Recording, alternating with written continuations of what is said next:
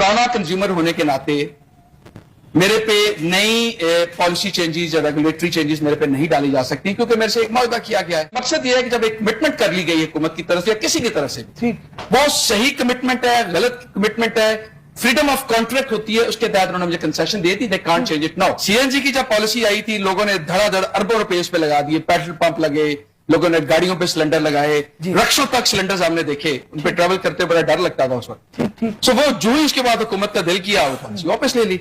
इसी तरह solar policy का जब उन्होंने अनाउंस किया था, उस वक्त मुल्क में बिजली की किल्लत थी। उन्होंने कहा कि जिस तरीके से मर्जी इस पॉलिसी को प्रमोट करके ग्रिड के अंदर मजीद बिजली हम लेके आए, देखिए हम जितनी बिजली दिन को इस्तेमाल करेंगे हमने इस्तेमाल कर ली, ठीक है, जो एक्स्ट्रा है उससे नेट किया करते थे हम रात को। और अगर एक्सपोर्ट ज्यादा होती थी तो हमारे क्रेडिट चले जाते थे, इंपोर्ट ज्यादा होती थी तो हम फीस पे किया करते। इलेक्ट्रिसिटी टैरिफ होता है ना, उसमें आपके एक तो एनर्जी की वैल्यू, इलेक्ट्रिसिटी की वैल्यू 8, 10, 11 रुपए गालबन, उसके बाद आपके ट्रांसमिशन लॉसेस, आपके ट्रांसमिशन जो इंफ्रास्ट्रक्चर है, डिस्ट्रीब्यूशन का इंफ्रास्ट्रक्चर है, आईपीपी के कैपेसिटी चार्जेस हैं, डेट सर्विंग चार्जेस हैं, ये सारे मिल मिला के आपको 40-45 तक लेगा। जब हम एक्सपोर्टर्स बैठे हुए हैं, इसका इस्तेमाल कर रहे हैं, we are not paying our share for those fixed charges.